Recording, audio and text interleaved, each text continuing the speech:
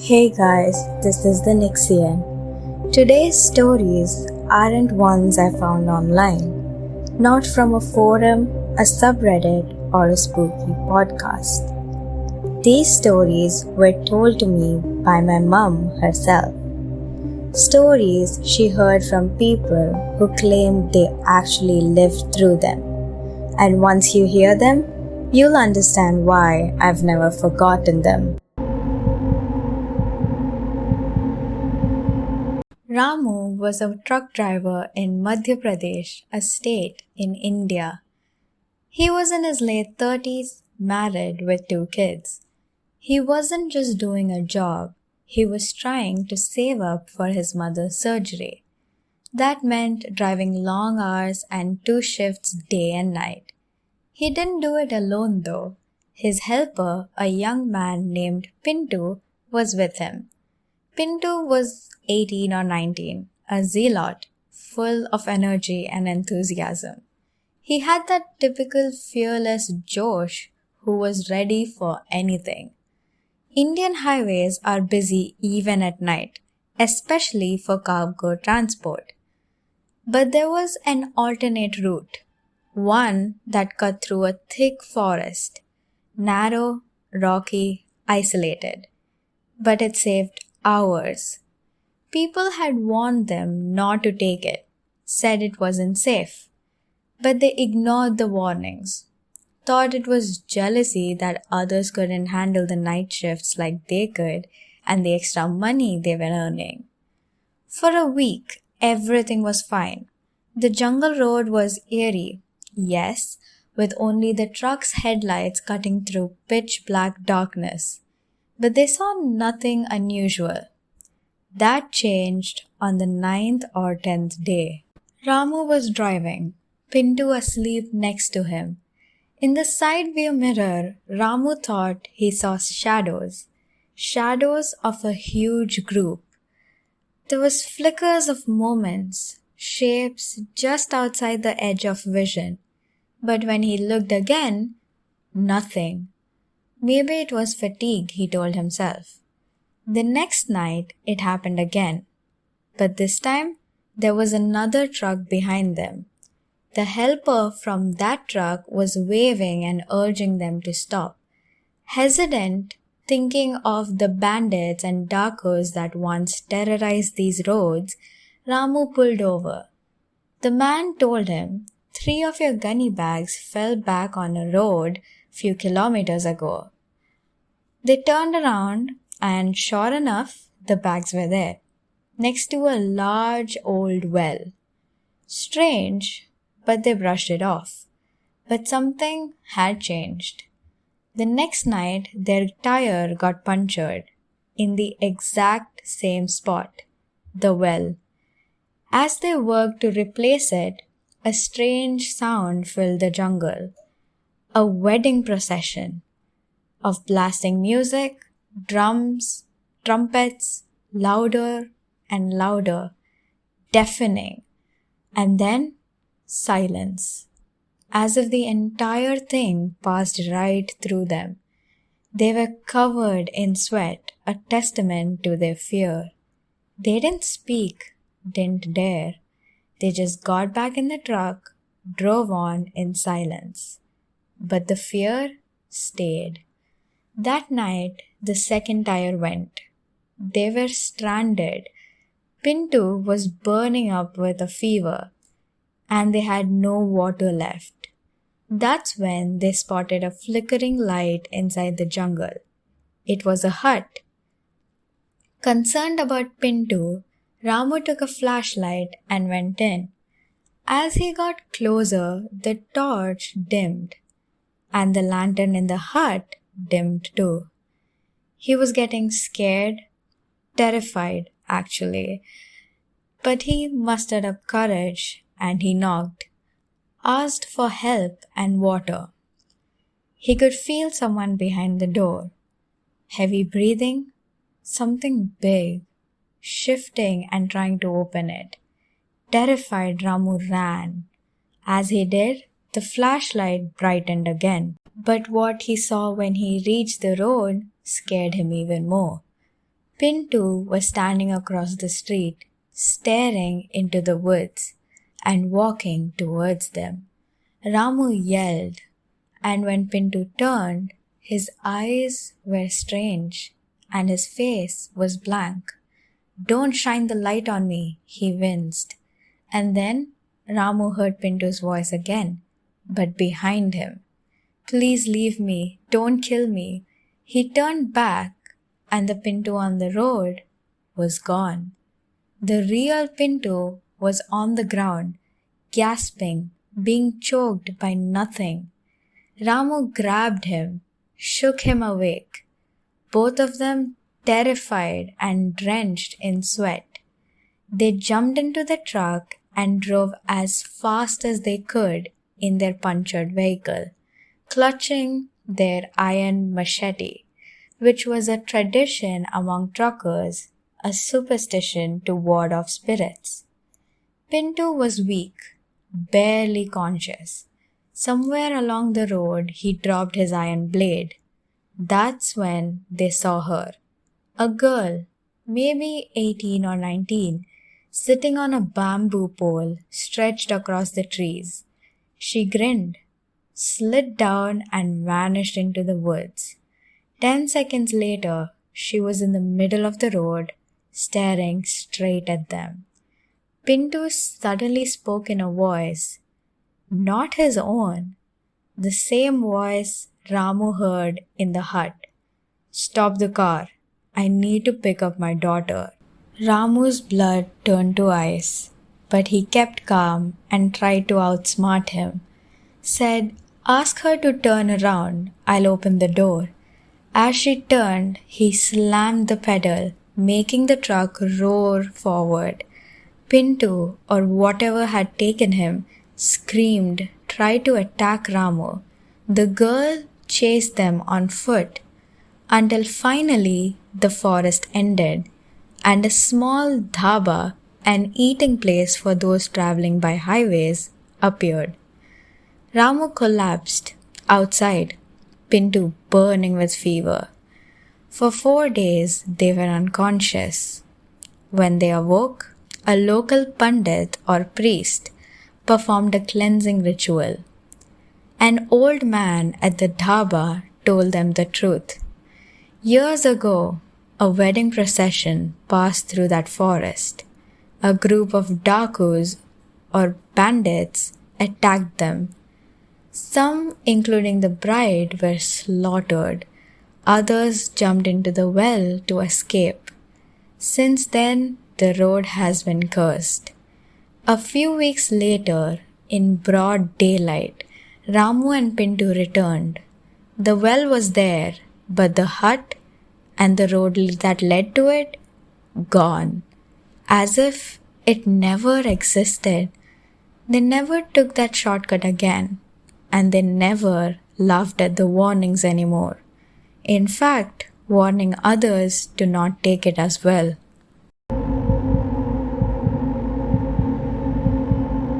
This story happened somewhere in Rajasthan, India. A tale my mum heard and never forgot. The man, let's call him Arjun, was in his early 30s, a bachelor focused on work, traveling often for business and longing for love and connection. One night, while on a trip, he had to pass through an abandoned town. He'd booked a hotel online. Pictures looked decent enough, but when he arrived, the building looked nothing like the photos. It was run down with cracked walls and covered up for construction somewhere above. It was almost midnight and Arjun was too tired to care. Inside the lobby, it was empty. He rang the bell once. Nothing. Twice. Nothing. The third time, finally a man appeared. Mid-40s, in a worn-out suit, but oddly formal. "Sorry for the delay, sir. Construction's been a bit disruptive lately," he said. Arjun frowned. This place looks nothing like the pictures. It will, the man smiled, once the renovation is done. He handed Arjun a room key but held on to it for just a moment too long. Arjun met his gaze and raised an eyebrow. Your room is on the second floor, the receptionist said slowly. Please don't go to the third or fourth floor. They're under construction. Arjun nodded, a little annoyed. He just wanted to sleep. The room 201 was old but manageable. He barely had the energy to shower before passing out. Next morning, same eerie, quiet, no one in the lobby. No staff, no guests. Arjun shrugged and left for work and returned that evening exhausted. While washing up, he heard something. Footsteps above him, heavy, deliberate pacing, followed by faint, unfamiliar music. He looked up at the ceiling and listened, then brushed it off. He asked for food, but again, the lobby was empty. Later, room service arrived anyway, and after dinner, Arjun drank. He drank a lot. He tried sleeping, but the sounds came again. The music, the dancing footsteps. And this time, curiosity got the better of him. He climbed to the third floor, walked down the dark corridor, and stopped at room 301. Slowly leaned in and peeked through the keyhole. Inside was a party, not a modern one, but men in old royal Indian garments, and in the center, a woman. She danced gracefully, covered in a red and gold veil called a ghungat. Her face was hidden, but somehow he knew she was beautiful. Arjun stared at her mesmerized, and then something inside him twisted. He was angry. Why am I not invited? He tried opening the door, but it wouldn't budge. He stormed back downstairs, but of course, the lobby was empty again. The same thing happened the next night. More music, more dancing, the same woman, and an even more gorgeous outfit. Still hidden, but still very beautiful. Still not acknowledging him, but he watched her in awe. He wanted to get in, see her. And then he went to the lobby determined and started yelling again, but in vain as no one answered. So he drank, more than before, and blacked out. The third night, he told himself, no drinking, no nonsense. I'll just wait and listen. And sure enough, midnight came and went. 1 a.m., nothing. 2 a.m., still silent. He started having second thoughts. Maybe I imagined it all as I was drunk.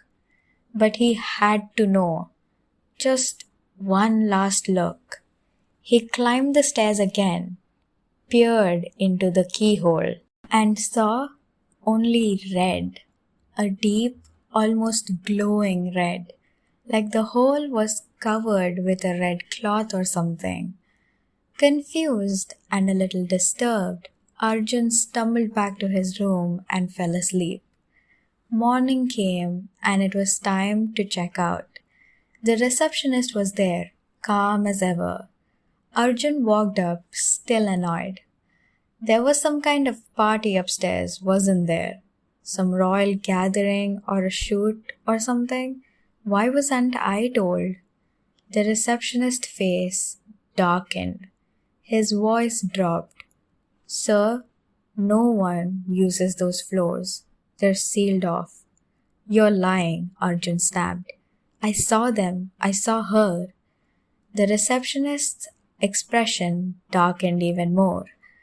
Construction is just an excuse, sir. Long ago, this hotel was a palace, ruled by a victorious king, but his only flaw was his daughter, a dancer, beautiful but cursed. She was born with eyes that were entirely red. To hide her shame, she always danced with her face covered. Arjun didn't respond. He couldn't. His mouth was dry. His life drained out of him as realization set in. The color, the red, the keyhole. She was staring right back at me. The receptionist looked him in the eyes. You're lucky she didn't take you. Most people who see her don't make it out alive. So if I were you, I'd leave now and never come back.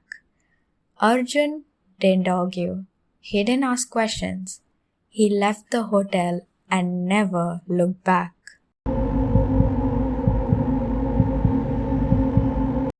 Deep in the forested hills of Kerala, surrounded by green shadows and ancient silence, lies a temple no one dares to speak of.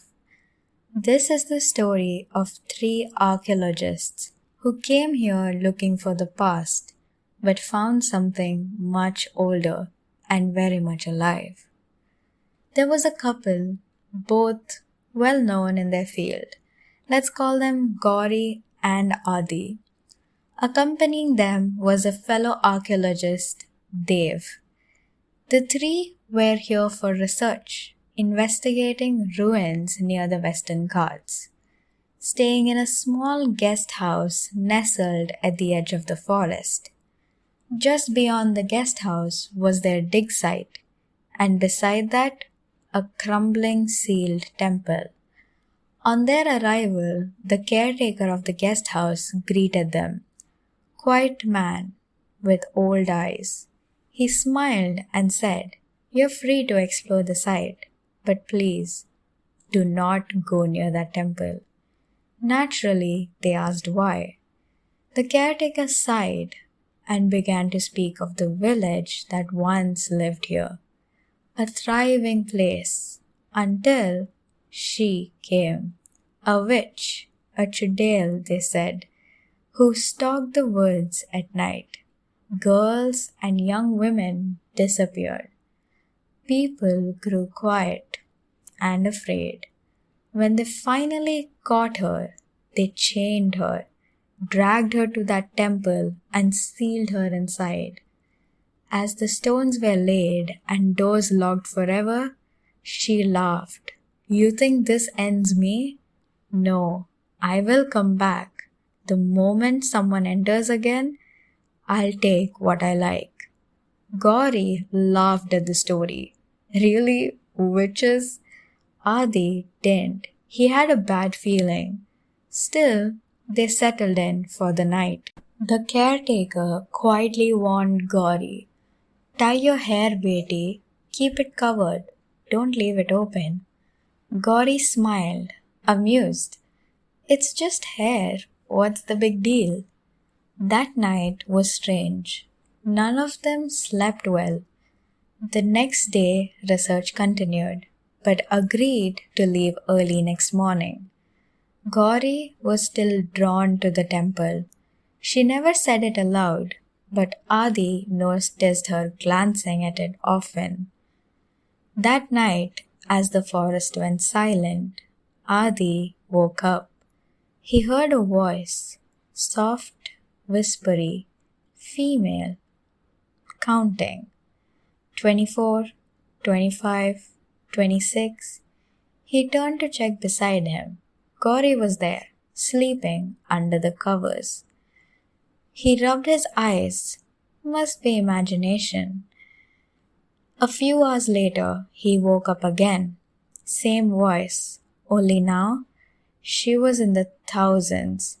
25,678, 25,679, 25,680. He sat up. The voice wasn't in his head. It was real. But again, Gauri was beside him, sound asleep. He pulled the blanket tighter and forced himself to sleep. As dawn arrived, a sudden bang at the door. Adi opened it and Dev stood there, panicked. Where's Gauri? She's here, Adi said, turning to the bed. He pulled the covers back, but it wasn't Gauri. It was just pillows, arranged to look like someone was sleeping. They ran outside, and there, lying near the forest next to the old temple, was Gauri's body, completely bald, blood at her scalp, her face frozen in horror. The caretaker stood near her, grim. I warned her, he said. She was curious, and she went too close. The witch loved her hair, so she counted each strand, one by one. She took it all. They left that same day. Nothing more was said, and no one ever entered the temple again. That's all for today. Thank you for listening. If this kept you curious or gave you chills, like, subscribe, and I'll see you in the next one. Until then, sleep well. Bye-bye.